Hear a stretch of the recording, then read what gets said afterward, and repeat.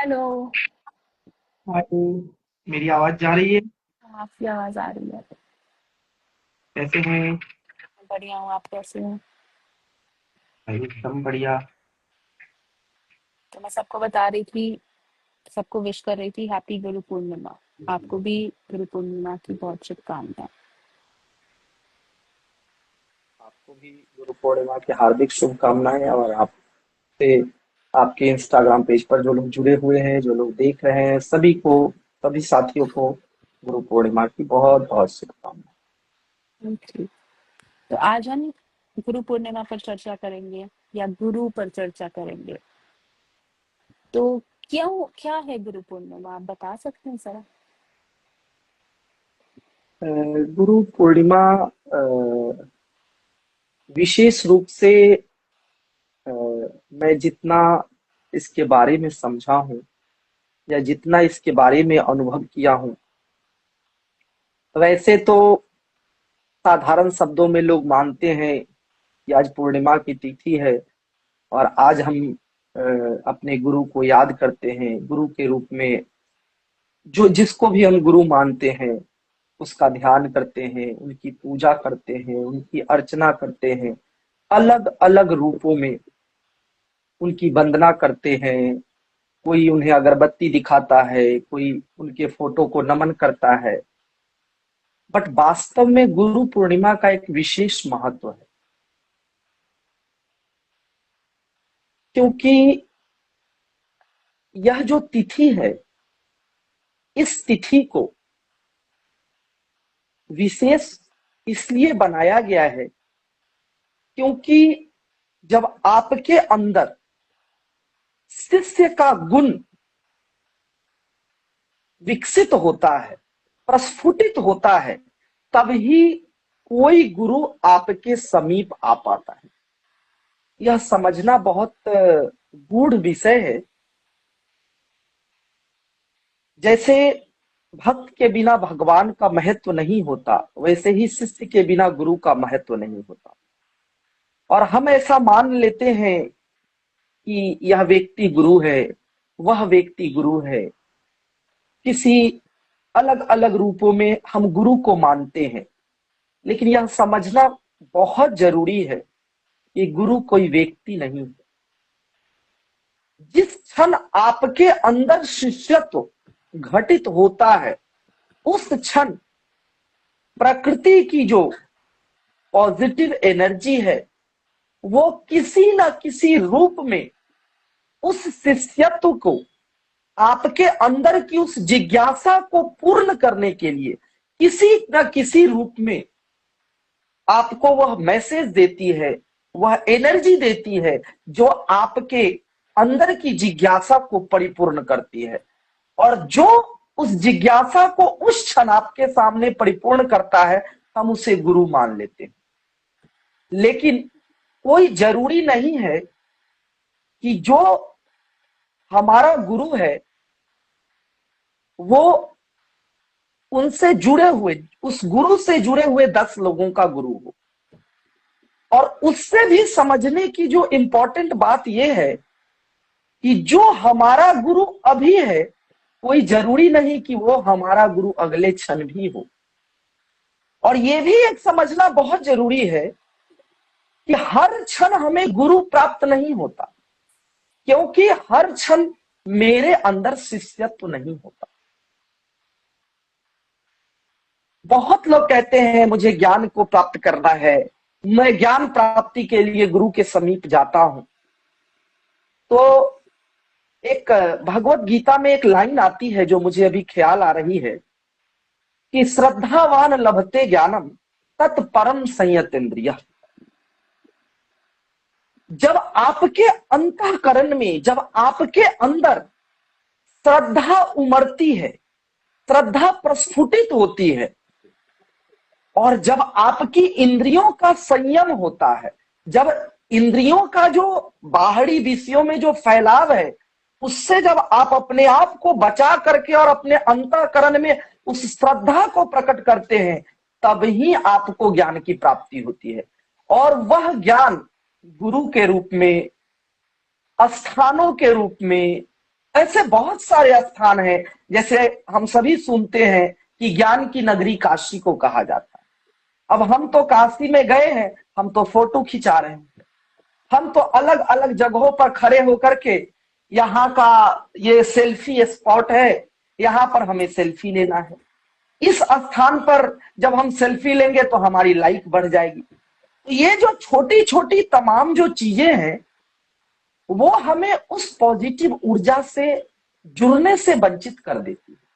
फिर हम कहते हैं कि ज्ञान की नगरी काशी, जिसको ज्ञान की नगरी कही जाती है, उस ज्ञान की नगरी काशी का आप अनुभव तभी कर पाएंगे जब आप उस भाव से जाएंगे।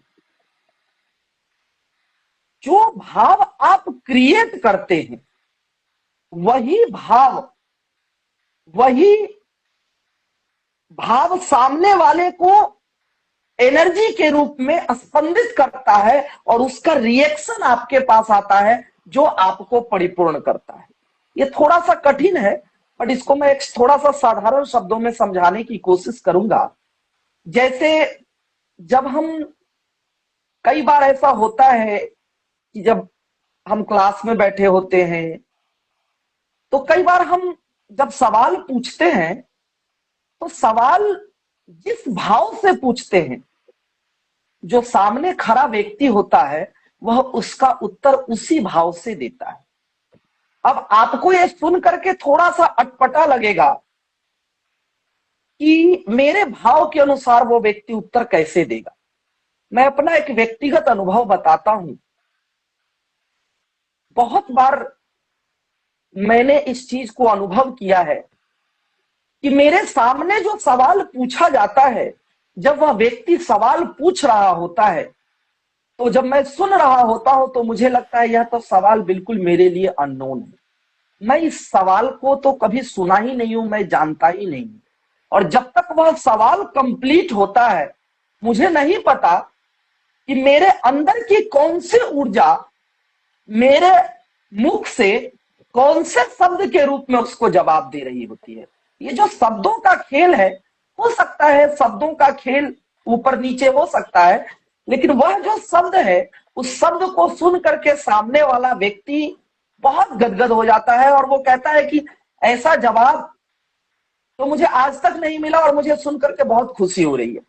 वो जवाब मैं नहीं दे रहा होता, उसके जो अंतःकरण की जो जिज्ञासा है, उसकी जो पॉजिटिव वाइब्रेशन है, वो मेरे द्वारा एक पॉजिटिव वाइब्रेशन क्रिएट करके और उसे संतुष्ट कर रही होती है। उस समय मैं नहीं होता। तो विशेषकर आज का जो दिन है, ये बड़ा शुभ दिन है। आज के दिन में सालों साल से हमारे ऋषियों ने, साधकों ने, बुद्ध पुरुषों ने इस ऊर्जा के भंडार स्वरूप आज के दिन को बनाया है। यह बिल्कुल ओपन है। आज आप अपने आप को जितना खाली करेंगे, आज आप अपने अंदर जितनी तैयारियां करेंगे, प्रकृति आपके उतना समीप आएगी और आपको अपने गुरु की प्राप्ति होगी। गुरु का तो मूल अर्थ में है कि जो हमें अज्ञानता से ज्ञान की ओर ले जाए, जो हमें अंधकार से प्रकाश की ओर ले जाए। तो अगर आज आपने तैयारी किया है तो निश्चित रूप से आपके जीवन का कुछ न कुछ अंधकार दूर होगा और आपके जीवन में कुछ न कुछ प्रकाश आएगा। यहां पर एक छोटा सा बहुत लोगों को जिज्ञासा हो सकती है, एक छोटा सा ये जो मैंने लाइन बोली कि आपका अंधकार दूर होगा और आपके अंदर प्रकाश आएगा, तो ये समझ लेना बहुत जरूरी है। लोग सोचते हैं कि कौन सा प्रकाश आएगा, मैं प्रकाश को ले आऊंगा। जैसे सूरज उगती है तो आप कभी भी अपने कमरे में सूरज की रोशनी नहीं लाते। आप क्या करते हैं? अपना दरवाजा खोलते हैं, अपनी खिड़कियां खोलते हैं, आप अलग अलग तैयारियां करते हैं। लेकिन कोई जरूरी नहीं है कि आपने तैयारी कर लिया तो सूरज की रोशनी आएगी, क्योंकि हो सकता है कि आज बादल घिरा हो, सूरज निकले ही नहीं। हो सकता है कि आपने 3 घंटे तक तैयारी करके रखा, सूरज नहीं निकला, और आपने जैसे ही दरवाजा बंद किया बादल हट गई और सूरज निकल गया। तो कई बार बहुत लोग ये भी पूछते हैं कि आज तो हमने 2 घंटे ध्यान किया, कुछ भी अनुभव नहीं हुआ। ये 2 घंटे 1 घंटे ध्यान करना, ये सब बहुत बड़ी बड़ी बातें हैं। आप जितनी तैयारी करते हैं वो तैयारी कम है। हो सकता है किसी ने 15 मिनट के लिए खिड़की खोला हो और उसे सूर्य का दर्शन हुआ हो, उसे चंद्रमा का दर्शन हुआ हो, और किसी ने 6 घंटे खिड़की खोल कर रखा हो। आज पूर्णिमा की तिथि है, लेकिन सभी जानते हैं बरसात का मौसम है, पूर्णिमा की तिथि को शायद ही चंद्रमा दर्शन होती है बरसात के दिनों में। आज के दिन बड़े सौभाग्यशाली वो व्यक्ति होते हैं जिन्हें आज के दिन सूरज और चंद्रमा दोनों का दर्शन होता है। तो निश्चित रूप से आज की तिथि बहुत महत्वपूर्ण है। वो महत्वपूर्ण इसलिए है क्योंकि आप अपने आप को जितना खोलते हैं, जितना ओपन करते हैं प्रकृति से, उस कॉस्मस से, उस कॉन्सेप्ट से, उतना करीब आते। तो शायद कुछ शब्दों में मैंने थोड़ा बहुत बताने की कोशिश की है, और इसमें एक जो छोटी सी चीज है जो बड़ा महत्वपूर्ण स्थान रखता है कि हम जो तैयारी करते हैं वो कैसे करते हैं। और जब हम तैयारी करते हैं, जब हम अपने आप को ओपन रखते हैं, तो किस रूप में ओपन रखते हैं। तो मैं योग का विद्यार्थी हूं। योग का विद्यार्थी होने के नाते शरीर से काफी जुड़ाव है। आयुर्वेद में एक पंक्ति आती है कि शरीर माध्यमम खलु धर्म साधना। शरीर एक माध्यम है धर्म साधन का। आप जो कुछ भी करते हो वो इसी शरीर के द्वारा करते हो। आपको जानकर आश्चर्य होगा कि भगवान भी साधना नहीं कर सकते क्योंकि शरीर नहीं है। साधना तो वही कर सकता है जिसके पास शरीर है, और आप बड़े सौभाग्यशाली हो कि आपके पास शरीर है। तो आप जो कुछ भी करते हो उसके लिए अपने शरीर को तैयार करना बहुत जरूरी है। और जब हम कहते हैं ना कि आज के दिन में अपने आप को खुला कैसे रखें, होश में कैसे रखें, तो उसके लिए एक साधारण सी साधना जो मैं कई बार लोगों को सजेस्ट भी करता हूं कि अपने शरीर के प्रति जागरूक हो जाए। जो कुछ भी हो रहा हो बस उसको देखें। हम उसको शब्दों में अलग अलग रूपों में बांध देते हैं। आप अपने शरीर के अलग अलग जो भी सेंसेशन है उसके प्रति केवल जागरूक हो जाएंगे तो आपका जो क्लोजनेस है वो काफी टूट जाएगा। आपकी जो खिड़कियां, जो दरवाजे बंद हैं वो काफी खुल जाएंगे। अब वो आप कहोगे लोभ है, किसी का क्रोध है, किसी का मोह है, किसी का वासना है, अलग अलग ये सारे शब्द हैं, बट सारे के सारे जो है वो एक सेंसेशन है बॉडी की।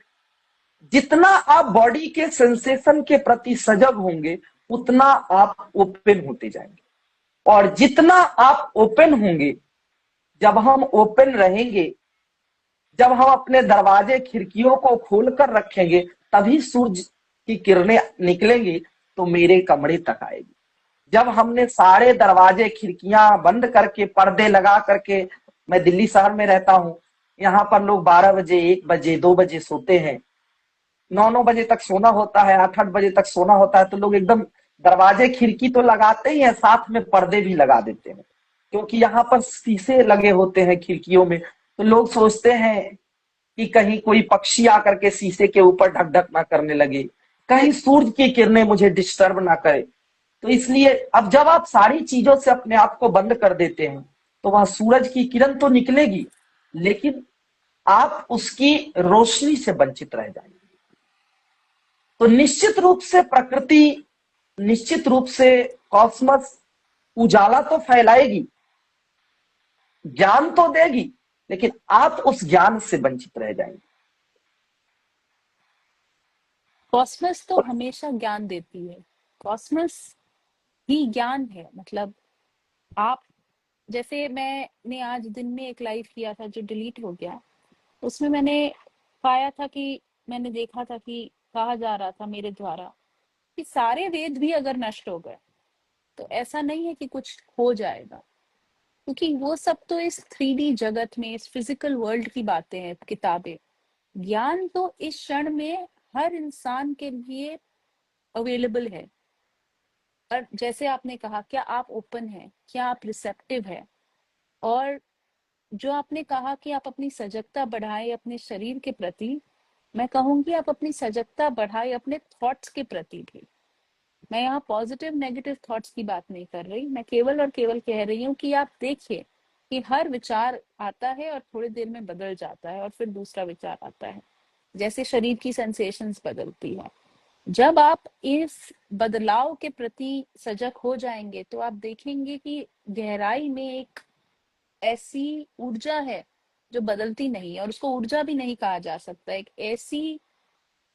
ऐसी घटना है जो बदलती नहीं, और आप उस घटना से जब जुड़ेंगे तो आप देखेंगे कि वो गुरु, जिसको हम गुरु पूर्णिमा में करते हैं, वो हमारे अंदर ही है। और वही आ, इन सब घटनाओं को, जिसको हम पॉजिटिव बुलाते हैं, अच्छी बुलाते हैं, नेगेटिव बुलाते हैं, बुरी बुलाते हैं, सब पर प्रकाश डाल रहा है।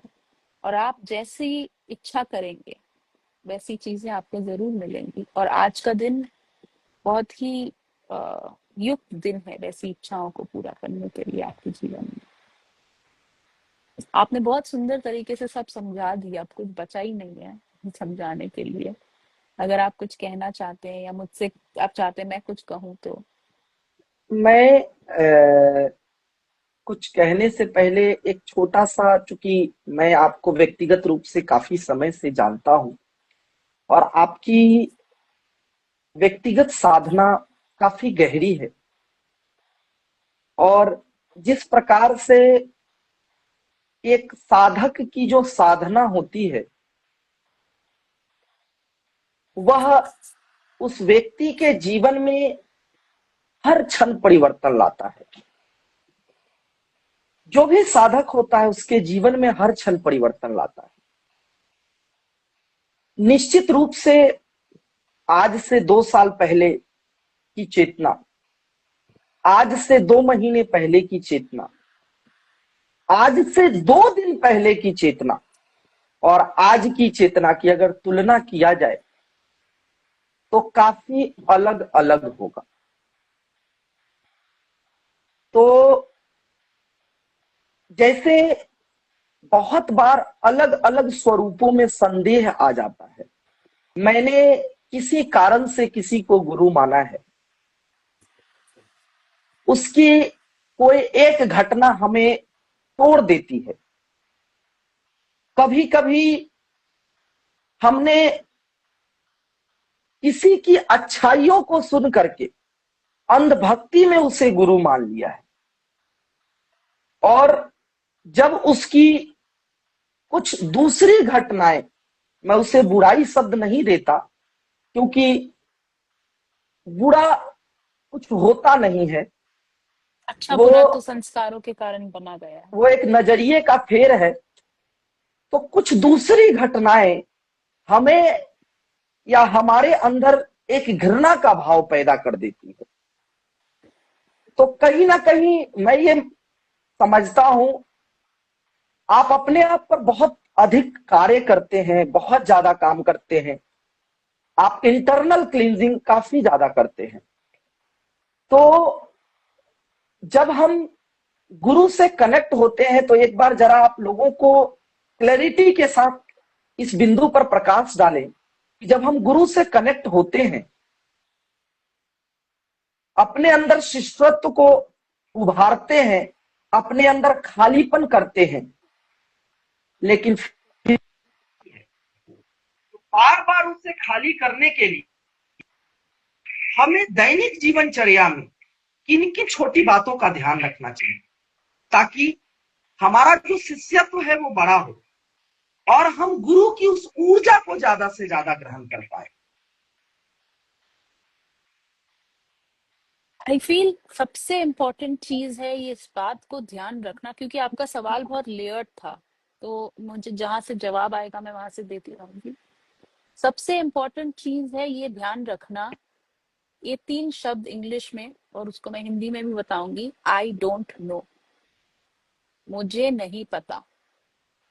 जब हम आई नो में रहते हैं तो आपने जिस भरेपन की बात की, हम उस भरेपन में रहते हैं। और जब हम आई डोंट नो में रहते हैं तो हम एक पॉसिबिलिटी में रहते हैं, एक ओपननेस में रहते हैं। तो पहले तो शिष्य क्या कहा आपने, शिष्य, वो शब्द, शिष्यत्व, अपने शिष्यत्व। अंदर शिष्य के गुण को पैदा जी करना। जी, शिष्यत्व के भाव या गुण को अपने अंदर बढ़ाने के लिए सबसे इम्पोर्टेंट, सबसे पहली चीज ये है कि हम शिष्य क्यों बने हैं, क्योंकि मुझे नहीं पता, क्योंकि मुझे कुछ जानना है। अब ये जानना अलग अलग स्तरों पर होता है, एक फिजिकल स्तर पर होता है, बॉडी के, माइंड के, और एक इंटरनल स्तर पर होता है जिसको हम वेदांत में निधि ध्यासन कहते हैं, वो मेरे अंदर समा जाए। पर किसी भी स्तर पर मुझे नहीं पता, इस कारण से मैं शिष्य बनी हूँ।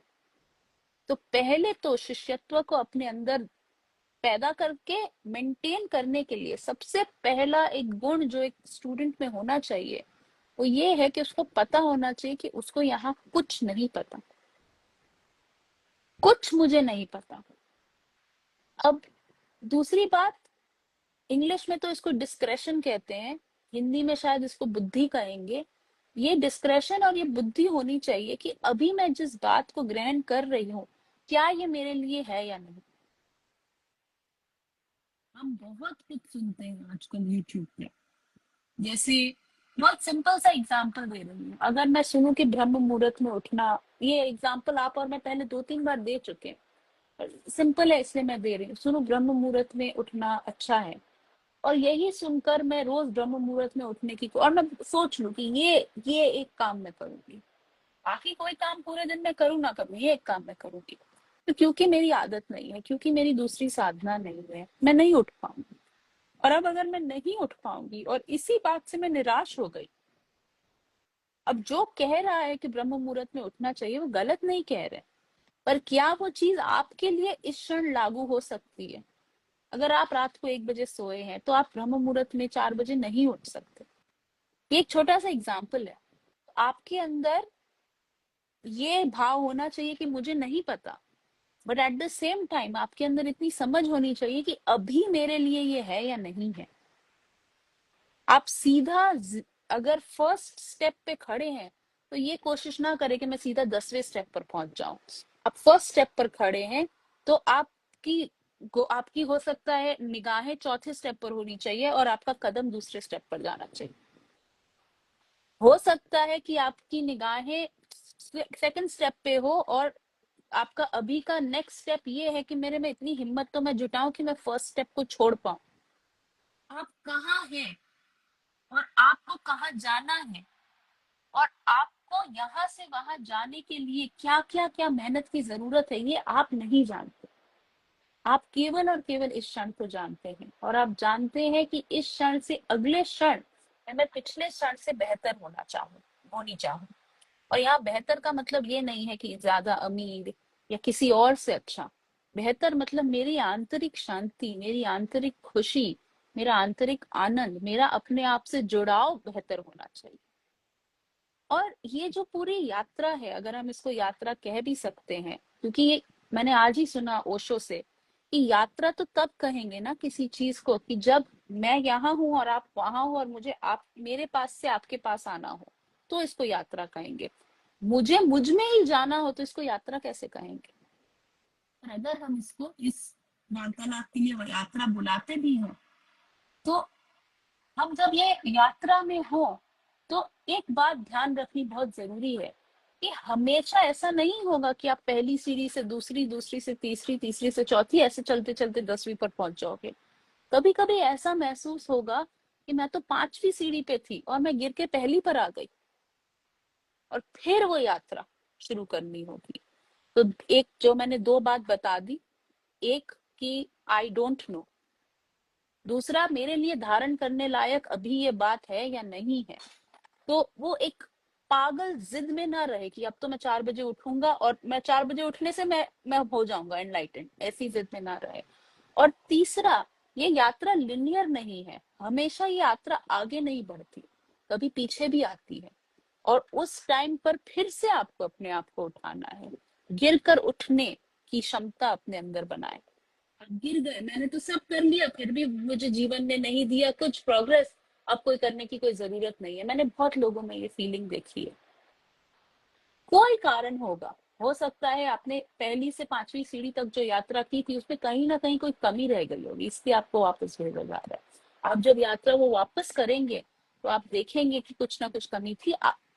जैसे इंग्लिश में कहावत है, हाइंडसाइट इज 2020। 2020 मतलब परफेक्ट विजन। आप कहीं आगे पहुंच पाओगे तो पीछे मुड़कर देखोगे तो आपको समझ आएगा कि सब कुछ एकदम जैसे होना चाहिए था वैसे ही हुआ था। बट इसका क्या मतलब है? आप अभी ही मान लो ना, जो भी हो रहा है सही हो रहा है। तो अगर आपके मन में, अब मैं चौथी बात बता रही हूँ, अगर आपके मन में ये क्लियर है कि मुझे पहुंचना है, मुझे नहीं पता मुझे कहाँ पहुंचना है, मुझे नहीं पता मैं सब सही कर रही हूँ या नहीं कर रही, एक थोड़ा सा प्रेयर और भक्ति का भाव भी है, बस मुझे मेरे अंदर एक शुद्ध इच्छा है वो पाने की, वो क्या पाने की है मुझे वो भी नहीं पता, पर मेरे अंदर वो शुद्ध इच्छा है वो पाने की, तो आपको हमेशा सही मार्ग पर ही ले जाया जाएगा। इस बात पर विश्वास। इसका मतलब ये नहीं है कि आप कभी सवाल ना पूछे, इसका मतलब ये नहीं है कि आप अंधविश्वासी हो जाए, पर एक हायर पावर में विश्वास। क्या कहते हैं उसको, ईश्वर प्रणिधान, इसी को ईश्वर ईश्वर प्रणिधान। प्रणिधान, इसी को सरेंडर कहते हैं कि मुझे नहीं पता, अभी तो मुझे सब अंधेरा दिख रहा है।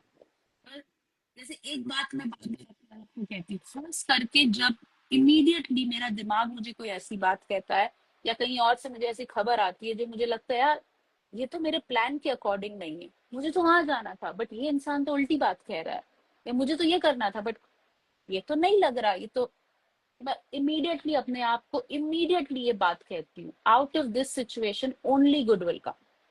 अभी ये जो घटना हो रही है इसमें से कुछ अच्छा ही निकल कर आएगा। और इसको कर ये उस क्षण, जिस क्षण आपने कोई नेगेटिव बात सुनी, उसी क्षण अपने आप को ये बात कह पाने के लिए एक प्रैक्टिस लगती है। उस प्रैक्टिस को आप इस क्षण से शुरू कर सकते।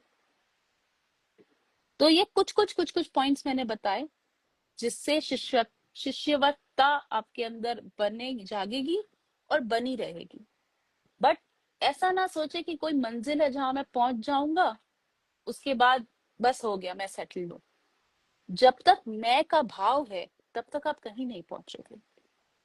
ये जो पूरी यात्रा है, जैसे मैंने कहा, अगर हम इसको यात्रा बुला भी सकते हैं तो ये यात्रा कुछ बनने की नहीं है। ये यात्रा जो बन चुका है गलती से उसको हटाकर जो सब कुछ है वो बनने की है।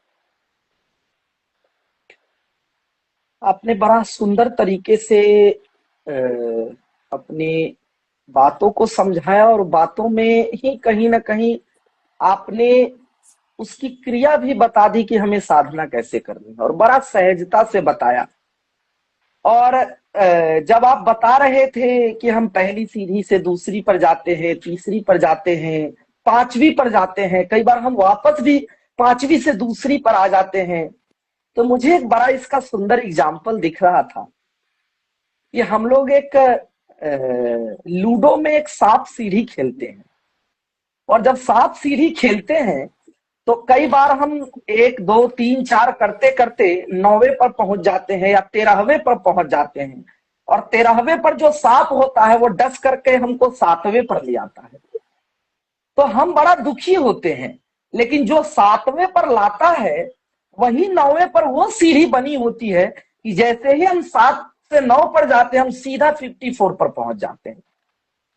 तो हमें नहीं पता हमें कि नहीं हमने पता। हमें पांचवी सीढ़ी से जो दूसरी सीढ़ी पर भेजा गया है, क्या पता ये दूसरी सीढ़ी से जब हम तीसरी सीढ़ी पर चढ़ेंगे तो मेरे लिए शायद तीसरी सीढ़ी से 25वीं सीढ़ी तक का जो रास्ता है वो बड़ा सहज है, जो अलग रूप से बनाया गया है औरों से। जी ये जो जी। साधना, इसीलिए ये बात भी कहा जाता है कि जो साधना है वो हर व्यक्ति का व्यक्तिगत होता है। किसी व्यक्तिगत है। एक की साधना किसी दूसरे पर 100% लागू नहीं होती। नहीं नहीं।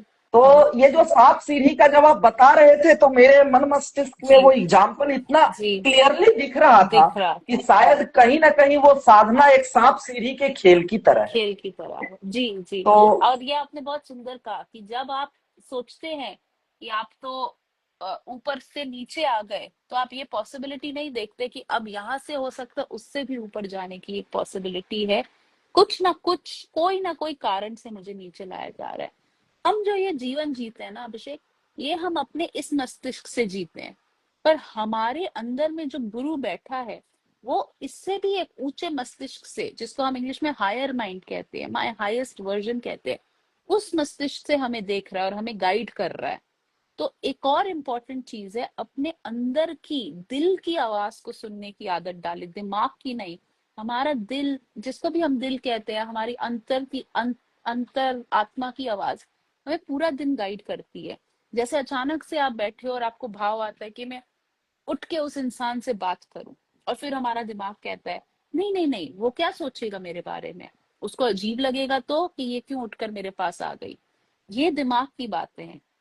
ऐसी आदत डालें कि आप दिमाग की बातों से हटकर अपने अंतरात्मा की आवाज को सुने, क्योंकि ये आपका, ये ऑलरेडी गाइडेंस, ये आपका गुरु आपको ऑलरेडी गाइड कर रहा है, आप नहीं सुन रहे हो।